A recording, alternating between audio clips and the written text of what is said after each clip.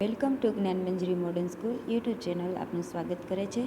આજે આપણે ગયો લેક્ચરમાં આપણે પ્રથમ સત્રનો વિડીયો જે લેક્ચર હતા તે આપણે રિવિઝન મૂક્યા હતા, પણ ત્યારે આપણે એકમ કસોટીના માટે તે વિડીયો મૂકેલ હતો રિવિઝન માટે. કોઈ ઘણાએ ની પાસે બુક નહોતી, તો એની માટે ઘણા વિદ્યાર્થીઓએ કીધેલું કે બુક ન હોવાથી તો એકમ કસોટીના પેપર લખી ન શકે તેમ નહોતું, તો તેને રિવિઝન આપણે પહેલો લેક્ચર છે તે મૂકેલું. હવે અહીંયા આપણે દ્વિતીય સત્રનું રિવિઝન ચાલુ કરવાનું છે, અને આ લેક્ચર આપણે દ્વિતીય સત્રનું અત્યારે વાર્ષિક પરીક્ષા આવશે તેને માટેનું આ રિવિઝન છે. તો અહીંયા આપણે પહેલું કાવ્ય છે બેટી, તે કાવ્ય પહેલાં સમજાવશું. જોકે આપણે આ કાવ્ય સમજાઈ જ ગયેલું છે, છતાં આપણે રિવિઝન કરવાનું છે. તો કાવ્ય સમજીએ. बेटी हूँ मैं तारा बनूंगी सहारा बनूंगी, बेटी हूँ मैं बेटी। गगन पे चमके चंदा, मैं धरती पे चमकूंगी, धरती पर चमकूंगी मैं उजियाला करूंगी, बेटी हूँ मैं बेटी। पढ़ूंगी लिखूंगी मैं मेहनत करूंगी, अपने पाँव चलकर मैं दुनिया को देखूंगी, दुनिया को देखूंगी मैं दुनिया को समझूंगी, बेटी हूँ मैं बेटी। फूल जैसी सुंदर मैं बागों में खिलूंगी, तितली बनूंगी मैं हवा को चूमूंगी, हवा को चूमूंगी नाचूंगी गाऊंगी, बेटी हूँ मैं बेटी। बराबर है। तो हवे આપણે એને થોડુંક સમજી લઈએ. તો શું કહેવા માગે છે કવિ? बेटी हूँ मैं तारा बनूंगी सहारा बनूंगी. तो કહેવે છે કે હું દીકરી છું, બરાબર. બેટી યાની દીકરી.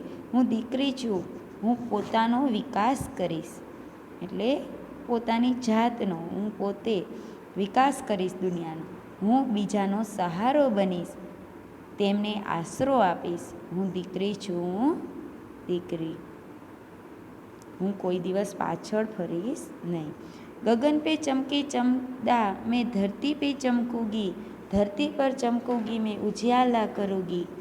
તો કહે છે કે જેવી રીતે આકાશમાં ચંદ્રમા ચમકે છે તેવી જ રીતે હું ધરતી પર ચમકીશ અને ચારે બાજુ પોતાનો પ્રકાશ ફેલાવીશ, ચારે બાજુ મારો યશ ફેલાવીશ. હું દીકરી છું, દીકરી. पढ़ूंगी लिखूंगी मैं मेहनत करूंगी, अपने पाँव चल कर मैं दुनिया को देखूंगी, दुनिया को देखूंगी मैं दुनिया को समझूंगी, बेटी हूँ मैं बेटी. તો કહે છે હું ભણીશ લખીશ, ભણી લખીને મહેનત કરીને આગળ વધીશ. હું સ્વાવલંબી બનીશ, એટલે નિર્ભર, પોતા નિર્ભર, અને ભણી ગણીને હું દુનિયામાં વ્યવહારોને જોઈશ અને સમજીશ. હું દીકરી છું, દીકરી. फूल जैसी सुंदर मैं बागों में खिलूंगी, तितली बनूंगी मैं हवा को चूमूंगी, हवा को चूमूंगी नाचूंगी गाऊंगी, बेटी हूँ मैं बेटी. કહે છે કે બગીચામાં સુંદર ફૂલો જેમ ખીલે છે એવી જ રીતે હું દુનિયામાં, એટલે દુનિયારૂપી બગીચામાં ખીલીશ અને પોતાના કાર્યોથી જીવનમાં સુગંધ ફેલાવીશ. જેવી રીતે પતંગિયું હવામાં ઉડે છે એવી રીતે હું પણ ઝડપથી પ્રગતિ કરીને પોતાના મંજિલ તરફ પહોંચી જઈશ અને મંજિલ પર પહોંચીને મારું દિલ ખોલીને નાચી ઉઠીશ ને હું ખુશ થઈને ગાવા લાગીશ, બેટી છું, એટલે કે દીકરી છું, હું દીકરી. સમજાઈ ગયું આ કાવ્ય? તો આગળનું આપણે રિવિઝન કરીશું. આગળનો પાઠ છે હમ ભી બને મહાન. તો અહીંયા સ્વામી વિવેકાનંદ, ગોપાલકૃષ્ણ ગોખલે, સચિન તેંડુલકર અને હજરત અલી એવા 4 મહાન વ્યક્તિઓની વાત અહીંયા કરવામાં આવી છે. તો પહેલું છે કર્તવ્ય. તો સ્વામી વિવેકાનંદ છે તેને નાનપણમાં પોતાનું કર્તવ્ય કેવી રીતે નિભાવે છે તેની વાત અહીંયા કરી છે. मेले में सब खिलौने ले रहे थे, तब नरेंद्र नामक एक लड़के ने 2 रुपये का एक शिवलिंग खरीदा. अब भी उसके पास एक चवन्नी बची थी. एक लड़के को रोते देखकर नरेंद्र ने उससे पूछा, क्यों रो रहा है? लड़के ने कहा, मेरे पास एक चवन्नी थी, कहीं गिर गई, अब मेरी माँ मुझे बहुत पीटेगी। હવે એક નરેન્દ્ર નામનો છોકરો હતો. એ મેળામાં બધા રમકડાં લઈ રહ્યો હતો અને 2 રૂપિયાનું એને શિવલિંગ ખરીદ્યું, અને તો પણ એની પાસે એક ચવન્ની વધી હતી. અને નરેન્દ્ર ત્યાં એક છોકરો ત્યાં રડતો હતો. તો નરેન્દ્રએ કીધું કે કેમ રડે છે? તો કહ્યું કે મારી એક ચવન્ની છે એ ખોવાઈ ગઈ અને હવે મારી મા મને બહુ જ મારશે. કોઈ બાત નહીં, યત લો ચવन्नी कहकर नरेंद्र ने अपनी चवन्नी उसे दे दी और आगे बढ़ गया. અને એને કહ્યું કે કાંઈ વાંધો નહીં, અને પોતાની પાસે જે વધી હતી તે તેને આપી દીધી અને આગળ વધી ગયો. अभी नरेंद्र कुछ दूर ही गया था कि सामने से एक मोटर आती दिखाई दी. एक छोटा सा बच्चा उस मोटर से बिल्कुल बेखबर चला जा रहा था.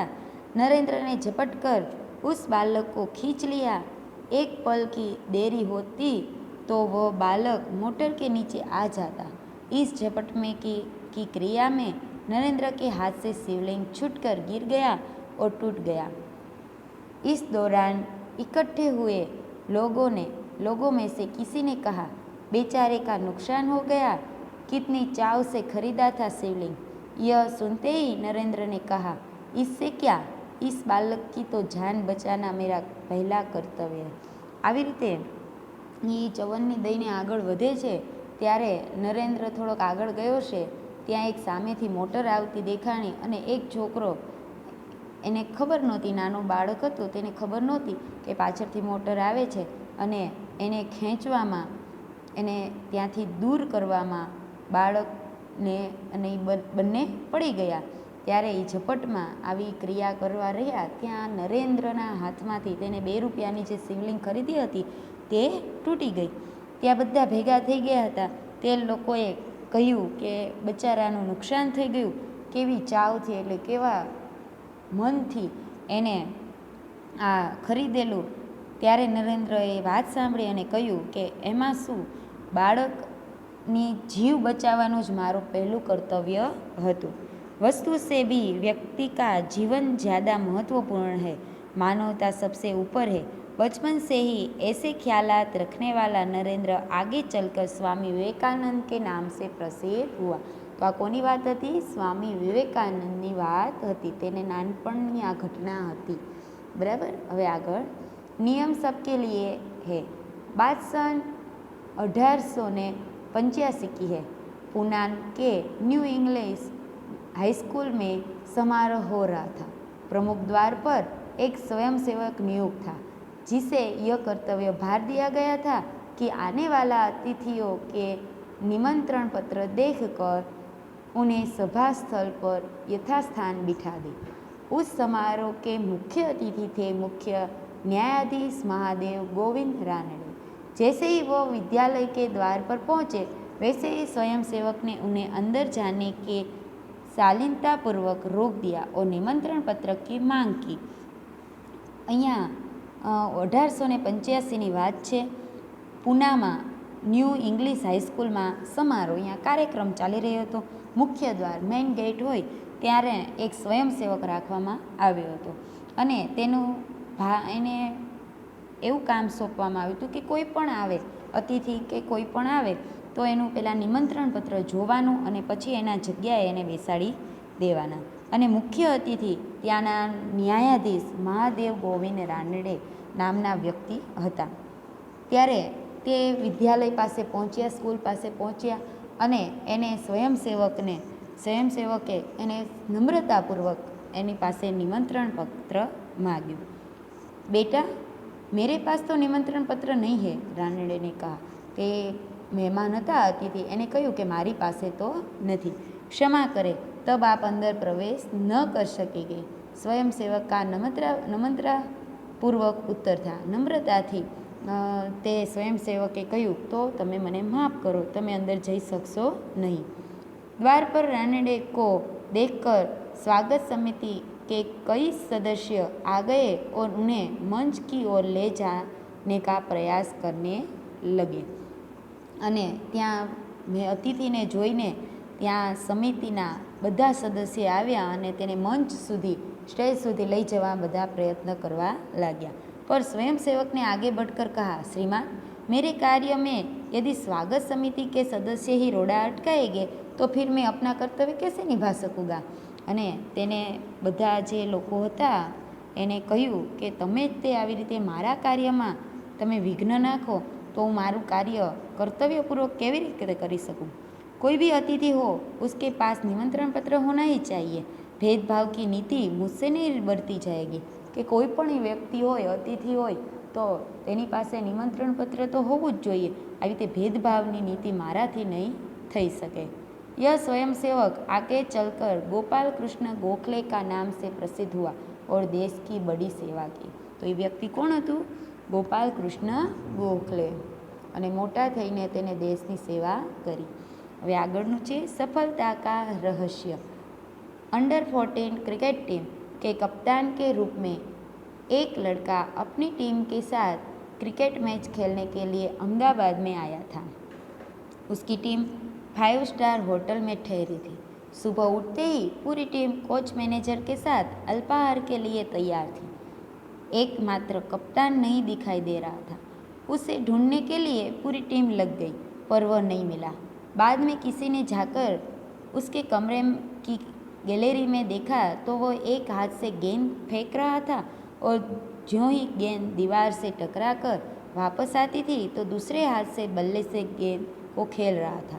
साथ ही खिलाड़ी टीम में शामिल होने पर ही संतुष्ट थे, लेकिन वह कप्तान होकर भी सारी रात अपने आप अभ्यास करता रहा. उसका अभ्यास एवं क्रिकेट के प्रति लगाव देखकर कोच मैनेजर और सभी साथी खिलाड़ी दंग रह गए. जो अंडर 14 क्रिकेट टीमમાં કપ્તાન યાની જે મેઇન હોય તે કપ્તાન હોય તે છોકરો છે એ બધા અમદાવાદમાં અને એની સાથે આખી ટીમ અમદાવાદમાં પહોંચી ગયા. 5 સ્ટાર હોટલમાં રોકાવાનું હતું. સવારે બધા કોચ મેનેજરની સાથે અલ્પારિયાની સવારનો નાસ્તો કરવા તૈયાર જ થઈ ગયા, પણ જે કપ્તાન છે મોનિટર તે મળ્યા નહીં અને બધા એને ગોતવા લાગ્યા. પછી જોયું એક વ્યક્તિએ તો એ તેના જે રૂમના ગેલેરી હોય ત્યાં એક હાથથી બોલ ગેંદ યાની બોલ ઘા કરતા હતા અને બીજા હાથથી રમતા હતા અને એની પ્રેક્ટિસ કરતા હતા.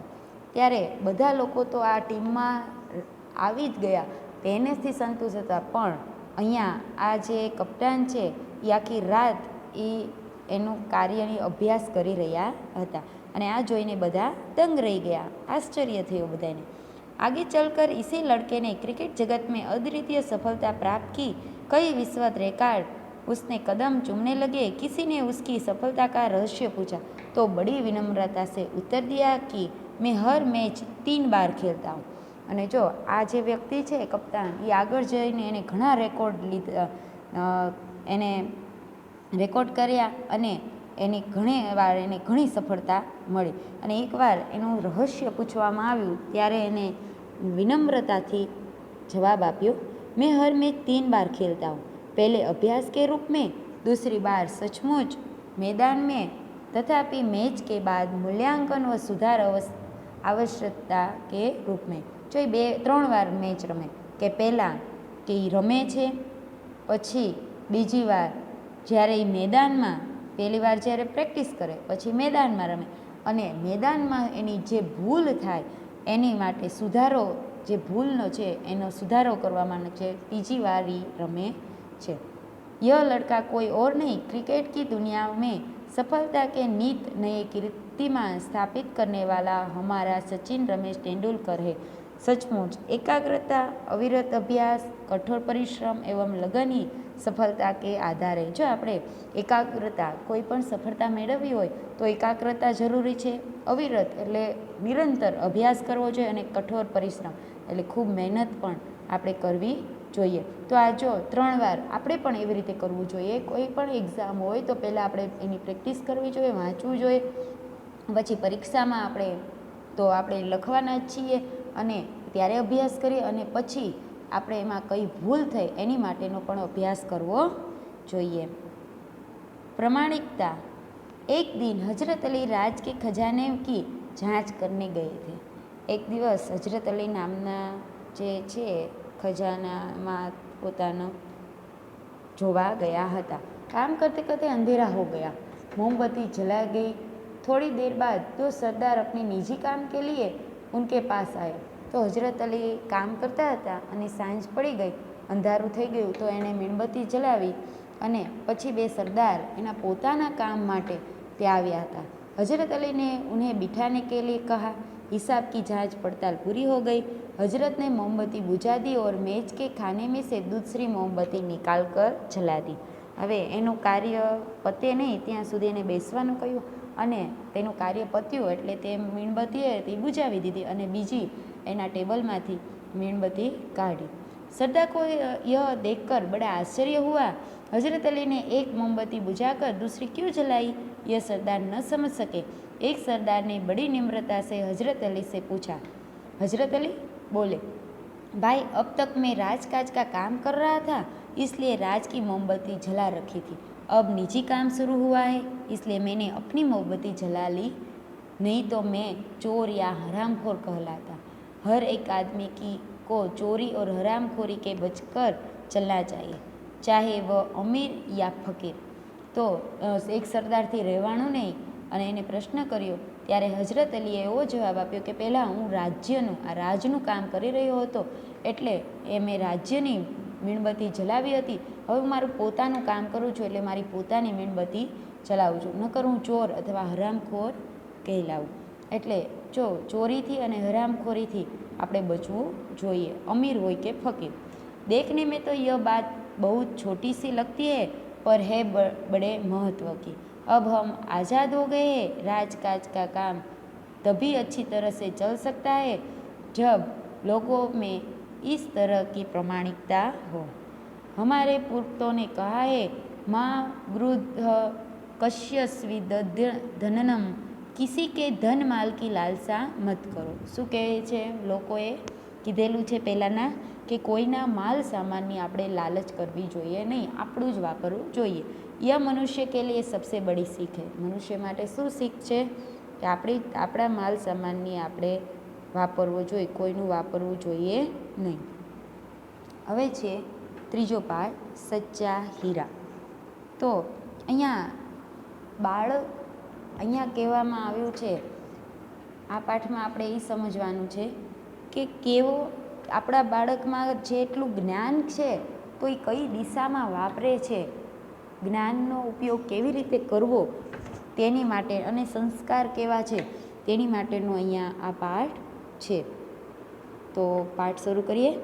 सूर्य अस्त हो रहा था, पक्षी चहचहाते हुए अपने अपने नीड की ओर जा रहे थे। गांव की कुछ स्त्रियां पानी लेने के लिए घड़े लेकर कुएं की ओर चल पड़ी। पानी भरकर कुछ स्त्रियां तो अपने घरों को लौट गई, परंतु उनमें से 4 कुएं की पक्की जगह पर बैठकर आपस में इधर उधर की बातें करने लगी। बातचीत करते करते बात बेटों पर जा पहुंची। जो सांजनो समय थयो, पक्षीओ पोताना घोंसला तरफ, नीड यानी घोंसला यानी माळा तरफ जई रह्या हता। गामनी बधी स्त्रीओ छे ए पोताना बेड़ा लईने कूवा तरफ पाणी लेवा जाय छे। पाणी भरी भरीने स्त्रीओ पाછી આવે છે, પણ 4 સ્ત્રી છે એ કૂવાની આજુબાજુ જે જગ્યા હોય એને જગત કહેવાય, ત્યાં પાકી હતી જગ્યા, અહીંયા બેસી ગયા અને આડી અવડી બધી વાતો કરવા લાગ્યા અને વાતમાં ને વાતમાં બધાની વાત પોતાના દીકરા तरफ આવી गई। उनमें से एक की उम्र सबसे बड़ी लग रही थी। वह कहने लगी, भगवान सबको मेरे बेटे जैसा बेटा दे। मेरा बेटा लाखों में एक है। उसका कंठ बहुत मधुर है, वह बहुत अच्छा गाता है। उसके गीत को सुनकर कोयल और मैना भी चुप हो जाती है। लोग बड़े चाव से उसका गीत सुनते। હવે તે એક થોડીક ઉંમરવાળી હતી તો પહેલી સ્ત્રી છે એ પોતાના દીકરાની ના વખાણ કરે છે કે મારા ભગવાન મારા જેવા દીકરો બધાને આપે, લાખોમાં એક છે, એનો કંઠ યાની એનો અવાજ બહુ સુંદર છે અને એને ગીત સાંભળીને કોયલ અને મેના પણ ચૂપ થઈ જાય છે। બધા એને રસથી બહુ ચાવથી યાની રસપૂર્વક એનું ગીત સાંભળે છે। उसकी बात सुनकर दूसरी स्त्री का मन हुआ कि वह भी अपने बेटे की प्रशंसा करे। उसने पहली स्त्री से कहा, मेरे बेटे की बराबरी कोई नहीं कर सकता। वह बहुत ही शक्तिशाली और बहादुर है। वह बड़े बड़े बहादुरों को भी पछाड़ देता है। वह आधुनिक युग का भीम है। यह सब सुनकर तीसरी औरत ભલા કેસે ચૂપ રહેતી? હવે બીજી સ્ત્રી છે એને પણ પોતાના દીકરાની પ્રશંસા કરવાનું, વખાણ કરવાનું મન થયું. એને કહ્યું કે મારા છોકરાની તો બરાબરી કોઈ જ ન કરી શકે. એ તો બહુ શક્તિશાળી અને બહાદુર છે, અને ગમે તેવા બહાદુર હોય એને પણ પછાડી દે. એ અત્યારનો આધુનિક યાની અત્યારના સમયનો ભીમ છે. પણ એ સાંભળીને ત્રીજી સ્ત્રી છે તે ભલા કેમ એ શું કામ ચૂપ રહે? તેને પણ પોતાના દીકરાની વખાણ કરવા લાગ્યો. वो बोल उठी, मेरा बेटा साक्षात बृहस्पति का अवतार है। वो जो कुछ पढ़ता है एकदम याद कर लेता है। ऐसा लगता है मानो उसके कंठ में सरस्वती का निवास हो. હવે તે કહે છે કે મારો દીકરો છે એ તો સાક્ષાત બૃહસ્પતિ એટલે અહીંયા જે વિદ્યાના દેવતા છે એનો અવતાર છે, અને જે પણ વાંચે એ એકદમ એને યાદ આવી જાય છે, અને એના કંઠમાં તો જાણે સરસ્વતી બિરાજમાન હોય. तीनों औरतों की बात सुनकर चौथी स्त्री चुपचाप बैठी रही। उसने अपने बेटे के बारे में कुछ न कहा। पहली ने उससे टोकते हुए कहा, क्यों बहन, तुम क्यों चुप हो? तुम भी तो अपने बेटे के बारे में कुछ बताओ। चौथी स्त्री ने बड़े ही सहज भाव से कहा, मैं अपने बेटे की क्या प्रशंसा करूं? वह न तो गंधर्व सा गायक है, न भीम सा बलवान और न बृहस्पति सा बुद्धिमान. હવે ત્રણેયની વાત સાંભળતા એક સ્ત્રી જે ચોથી હતી એ ચૂપ રહી. ત્યાં એકે કહ્યું કે તું કેમ ચૂપ છે? તું પણ તારા છોકરા માટેનું કાંઈ કહે વખાણ. તો એણે કહ્યું કે મારો જ દીકરો નથી બૃહસ્પતિ જેવો બુદ્ધિમાન, નથી ભીમ જેવો બલવાન, અને નથી ગાંધર્વ જેવો ગાયક. कुछ समय बाद जब वे सब घड़े सिर पर रखकर लौटने लगी, तभी किसी गीत का मधुर स्वर सुनाई पड़ा. सुनकर पहली स्त्री बोली, सुनो, मेरा हीरा गा रहा है. तुम लोगों ने सुना? उसका कंठ कितना मधुर है. वह लड़का गीत गाता हुआ उसी रास्ते से निकल गया. उसने अपनी माँ की ओर कोई ध्यान नहीं दिया. હવે થોડી વાર રહીને બધા પાછા જતા હતા, ત્યાં ગીતનો અવાજ સંભળાયો. ત્યારે તે પહેલી સ્ત્રી હતી કીધું કે જો આ મારો હીરો, મારો દીકરો ગાય છે, એનો અવાજ કેટલો સુંદર છે. અને છોકરો ત્યાંથી ગીત ગાતો ગાતો રસ્તા પાસેથી નીકળો, એની માની સામે જોયું પણ નહીં. इतने में दूसरी स्त्री का बेटा उधर से आता दिखाई दिया. दूसरी स्त्री उसे देखकर गर्व से बोली, देखो वो मेरा लाडला बेटा आ रहा है. शक्ति और सामर्थ्य में इसकी बराबरी कौन कर सकता है. वो यह कह ही रही थी कि उसका बेटा भी उसकी ओर ध्यान दिए बिना ही निकल गया. હવે બીજે સ્ત્રીનો દીકરો અહીંયાથી નીકળ્યો તો એના પણ વખાણ કર્યા અને કહ્યું કે આના જેવો કોણ શક્તિશાળી હોય, અને તેને પણ તેની માની સામું જોયા વગર ત્યાંથી निकली गई. वे कुछ आगे बढ़ी तो एकाएक तीसरी स्त्री का बेटा उधर से संस्कृत के श्लोकों का पाठ करता हुआ निकला. उसके उच्चारण से ऐसा लग रहा था मानो उसके कंठ में साक्षात सरस्वती विराजमान हो. तीसरी स्त्री ने गदगद स्वर में कहा, देखो यही है मेरी गोद का हीरा. इसे कौन बृहस्पति का अवतार नहीं कहेगा, परंतु उसका बेटा भी माँ की ओर देखे बिना आगे बढ़ गया. હવે ત્યાં એકાએક ત્રીજી સ્ત્રીનો છોકરો છે એ સંસ્કૃતનો પાઠ કરતાં કરતાં ત્યાંથી નીકળે છે અને તેના પણ વખાણ કરે છે, અને તે પણ તેની માની સામું જોયા વગર નીકળી જાય છે. वह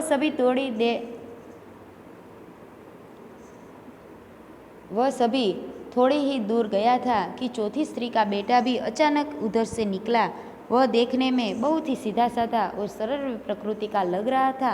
उसे देखकर चौथी स्त्री ने कहा, बहन यही मेरा लाल है. અને એવામાં અચાનક ચોથી સ્ત્રીનો પણ છોકરો ત્યાંથી નીકળે છે અને બહુ જોવામાં સીધો સાધો અને સરળ પ્રકૃતિનો હતો. પણ ત્યાં ચોથી સ્ત્રી હતી તે બોલી કે બહેન आ मारो लाल यानी मारो पुत्र छे. चौथी स्त्री उसके बारे में बता ही रही थी कि उसका बेटा पास आ पहुंचा. अपनी माँ को देखकर वह रुक गया और बोला, माँ लाओ मैं तुम्हारा घड़ा पहुंचा दूँ. मना करने पर भी उसने माँ के सिर से पानी से भरा घड़ा उतार कर अपने सिर पर रखा और घर की ओर चल पड़ा. चौथी स्त्रीनो जे छोकरो छे તેની હજી વાત કરે ત્યાં તે એની પાસે પહોંચી ગયો અને કહ્યું કે માં લાવો આ ઘડો હું ઘરે પહોંચાડી દો. ના કહેવા છતાં એને એની માથે રાખીને ઘરે પહોંચાડી દે, ઘર તરફ ચાલવા લાગ્યો। तीनों औरतें बड़े ही आश्चर्य से चौथी स्त्री के बेटे को देखती रही। एक वृद्ध महिला को जो बहुत देर से इन औरतों के पीछे चलती हुई इनके बातें सुन रही थी। અને ત્રણેય સ્ત્રી હતી એને આશ્ચર્ય થાય છે અને એક વૃદ્ધ મહિલા ઘરડા મહિલા હતા, સ્ત્રી હતી, તે પાછળ અને આ બધાની વાતો સાંભળતા આવી રહ્યા હતા। દેખતી ક્યાં હો, અહીં બાજુમાં આવીને કહે છે દેખતી ક્યાં હો યહી સચ્ચા હીરા હૈ, અને કહે છે કે જો તમે જોઈ શું રહ્યા છો, આ જ સાચો હીરો છે। અહીંયા આ પાઠ પૂર્ણ થાય છે। હવે છે દેશ કી નામ સંદેશ, બરાબર। તો તે પાઠ છે એ આવતા લેક્ચરમાં રિવિઝન કરાવવામાં આવશે, બરાબર। 3 પાઠનું રિવિઝન અહીંયા કરાવવામાં આવ્યું છે, તો તમે બધા લેક્ચરમાં સમજી જજો, બરાબર છે। તો સરસ રીતે સમજ્યા હશે, નહીં સમજાણું હોય તો અહીંયા વાલી મિટિંગમાં આવો કે એવું હોય ત્યારે સમજવાનું છે। પહેલાંનો લેક્ચર છે એ પ્રથમ સત્રનો હતો, તો કસોટી માટે મૂકવામાં આવ્યો હતો, આ વાર્ષિક માટે છે, તો બધા જોઈ લેવો, બરાબર છે। તો અહીંયા આપણો લેક્ચર પૂર્ણ થાય છે। આવતા લેક્ચરમાં મળીએ, ત્યાં સુધી આવજો।